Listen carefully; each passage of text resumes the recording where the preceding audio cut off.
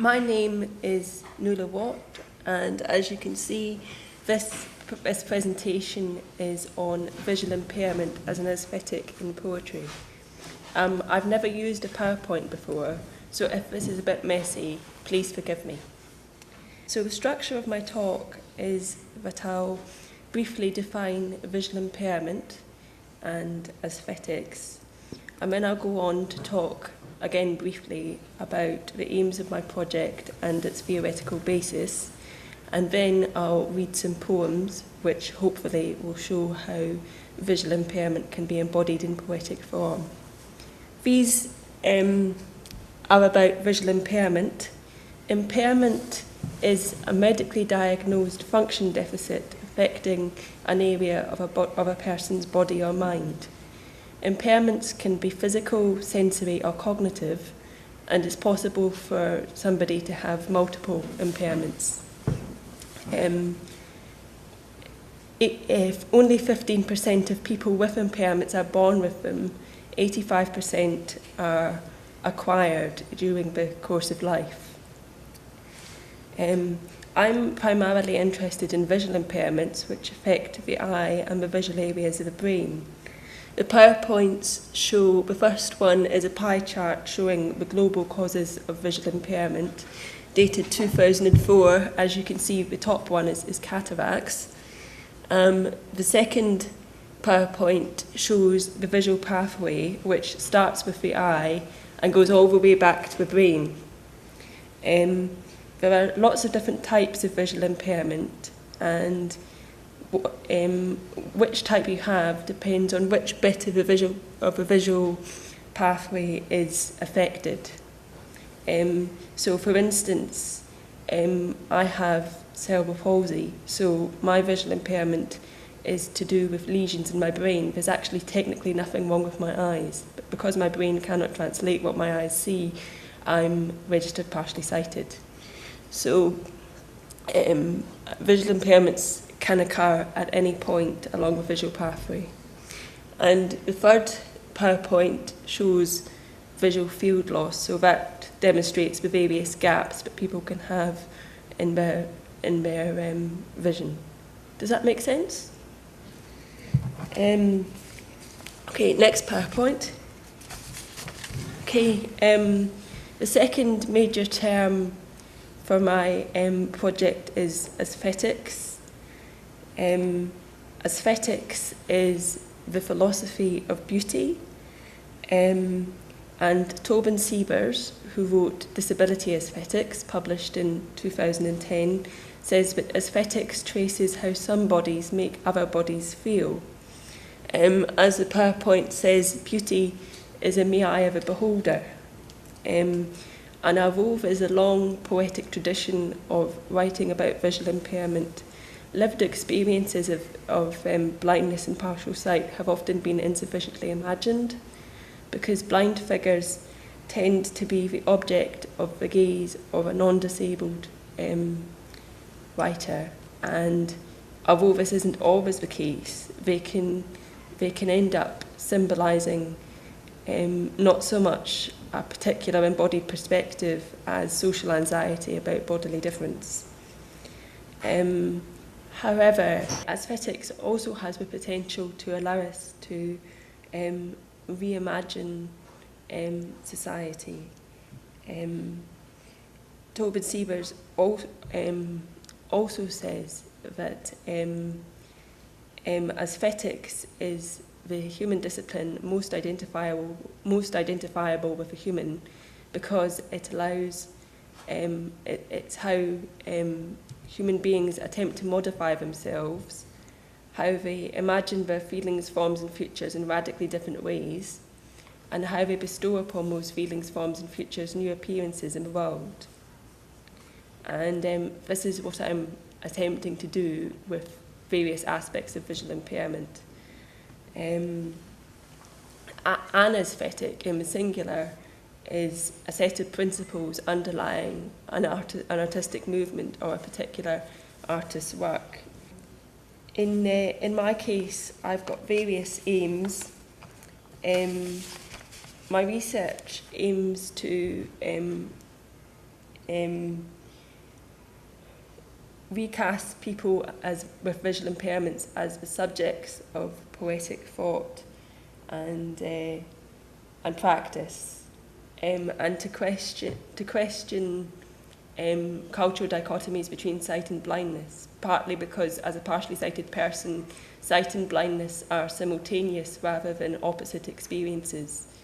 And I also want to question links between vision and knowledge and between biological and artistic vision. I haven't managed to do this today because I'm still waiting for my poems to be transcribed into Braille, but I'm planning to produce poems in Braille, print and audio, because I feel that simply producing them in print plays too much into the tradition of visual disability as spectacle. And I am hoping to challenge this. I'm drawing on Merleau-Ponty's theories of embodied form, of embodied perspective, to see how visual impairment can affect poetic form.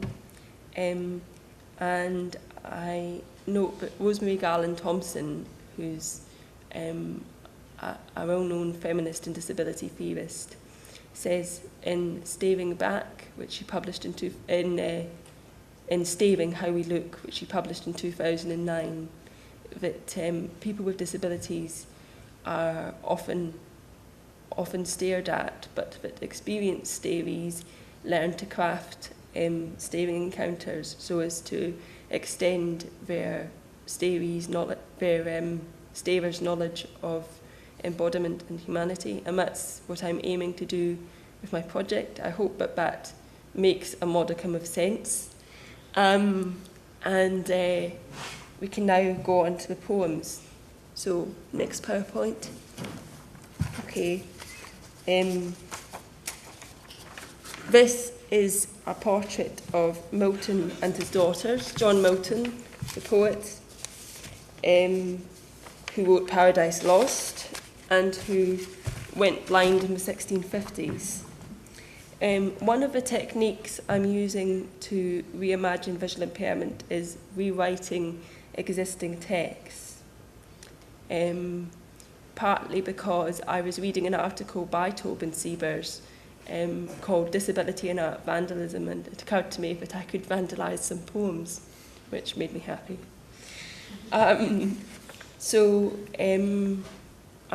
Milton has a very famous sonnet called On His Blindness, some of the parts of which you may recognise.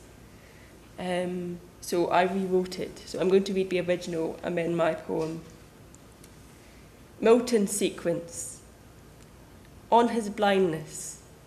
When I consider how my light is spent, ere half my days in this dark world and wide, and that one talent which is deaf to hide, lodged with me useless, though my mind more bent to serve therewith my Maker, and present my true account, lest he returning chide. Doth God exact day labour light denied? I fondly ask.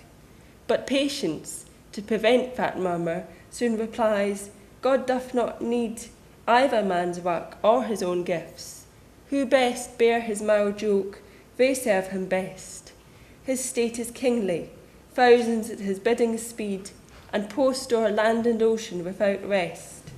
They also serve, who only stand and wait. Okay, and this is my version. On her partial blindness. When I consider how to represent my sixth of working light, my words collide with your fear of dark. Your visions hide the blindness born with me. You mourned sight sent before you into death. Let me invent a new account, half light to place beside your grief, the beauty of blind life denied. I'd rather exploration than lament. Sight is lost paradise. So my poems need to make a sense I'm neither banned nor blessed, but breathing here. I want to have my state revealed, so thousands at my bidding read, as I eat, sleep, kiss, swear, get children dressed. I feel and write, I do not stand and wait.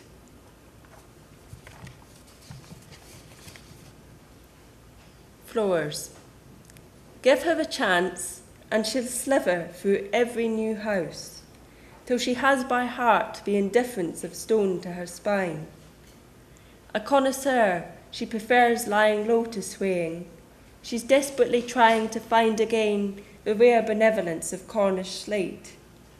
She remembers how she lay on the river-cool floor of the Domesday Book house, unsettling old woman. She was learning its quirks, small waves, swells of algae, for the day when she'd begin swimming through its millennia of footfalls. The next few poems are about eye tests, which are a prominent feature of having a visual impairment. Everyone can still hear me? Yeah. Eye test.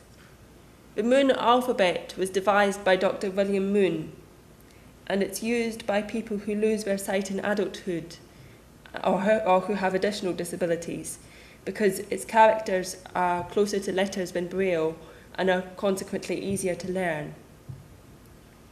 Eye test. The moon, a fresh phase in my history. My friend has asked if I can see its shape in the bright dusk. Which image would you like? A lump of rock? A leaping lunar hair? Face? Crescent? A leech lifting light from the sun? I can't say zilch, or that the only moon I'm certain of is a sort of Braille, and as I can't read the sky at night, the moon is a guest space where I can put whatever. I still hope to see the official moon above rush hour. I respond as though to an ophthalmologist with a massive box of silver lenses. His job it is to clarify the dark, gauge the exact colour of my blackness. Next slide. Okay. The next poem looks like a Snellen chart, which is used to test distance vision. You read down the chart until you get stuck, until you can't read the next small letter. If you've been to the optician, you've probably been tested using a Snellen chart. This poem was actually produced in 2 different versions.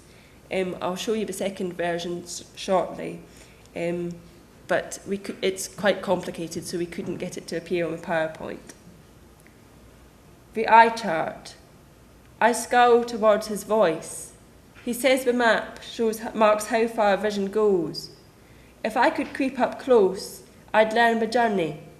His technique restricts me to a chair so he can track how far I travel down the chart alone before I pause. I grope in the third line. My limit the next shape I recognise, then stop. No way. I still believe my eyes can hold a solar system, catch our lights, deliver to the doctor alphabets as small as atoms. But this world is smudge. I'm huddled at the bottom of a page, trying to hide my dark. Wherever I am, I've bypassed every symbol I can name and stumble at my vision's borders, where letters are illegible as stars. I don't know if you can see this, but it's the same poem laid out by my sister, who's a graphic artist, and it's a mirror image. She actually printed it as part of an exhibition. I don't know how visible it is here. Is it maybe okay to just hand it down? Yeah, I think that's probably the best thing to do. I may need to hand round the other one as well, because it's upside down and thus not. I'll read the next one, and then perhaps we could hand it round. Sure. Yeah. The next one is called The View, and I was thinking about the fact that when light hits the retina, images are upside down and then they get flipped by the brain, so that what we would think of as surrealism, if we were directly conscious of it, is actually a natural part of of vision, which I quite like. I've produced the text of this poem twice, and the first time it's upside down, so that the two texts are mirror images of each other. My sister actually produced this poem on a mirror for her degree show. Vision is still a draft. Before the brain corrects the eye's syntax, I use sounds to see. The trees are black lines, their roots looking for nutrients in blue earth. The box on stilts will be a cathedral. Those holes will become your face. We walk on our hands over a deep blue ground. If we could pass round. I'm sorry it doesn't appear on the PowerPoint, but Photoshop and PowerPoint are kind of currently beyond me. Okay.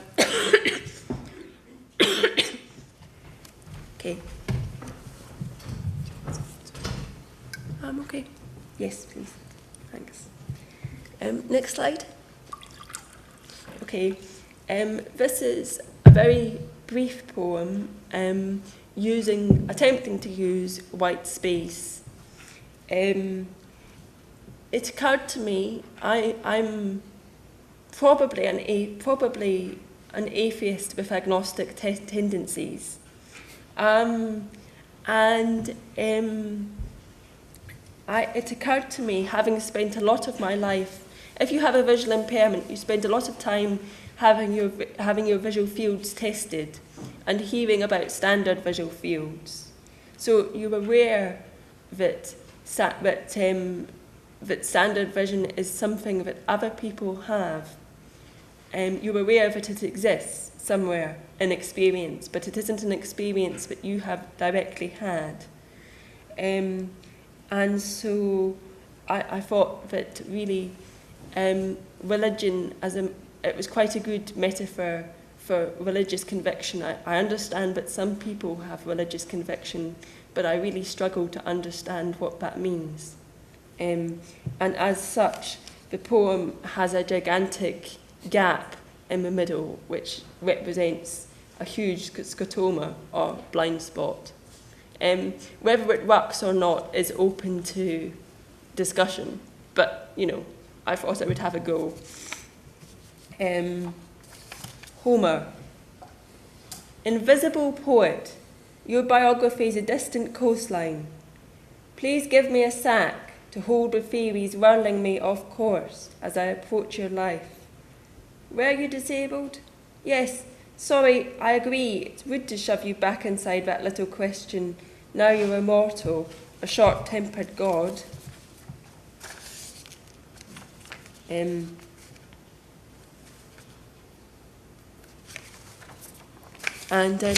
Next slide. Okay. This is a figurine from a British museum. It's called Behind Sacred Lovers, as you can see. And it appeared in the History of the World as 100 Objects, the radio series, as object number 7, because it's the earliest depiction of sex in art. And I was listening to the radio and I thought, oh good, something I can write poems about. It's tiny, it can fit in your palm. And if you turn it round, it looks like various different bits of anatomy. So I wrote this poem. But I'm sacred lovers. So he made love.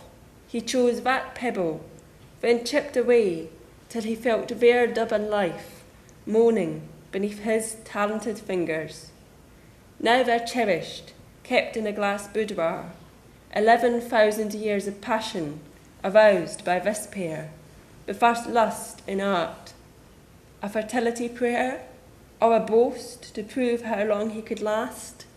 Turn the rock, their embrace is the earliest porno. A stone penis swaggers in your palm, then breasts, a vulva. Is this just a scratch, scraped at by testosterone in some cave?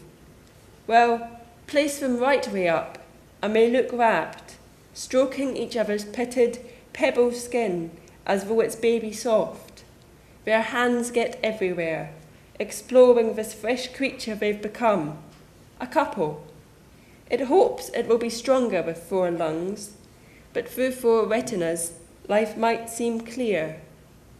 And when I read that on the radio, an elderly relative phoned up to see how disgusted she was. And I felt that I'd achieved something. Okay, last slide. That's it. I hope it's been interesting and made a modicum of sense. Thank you for having me.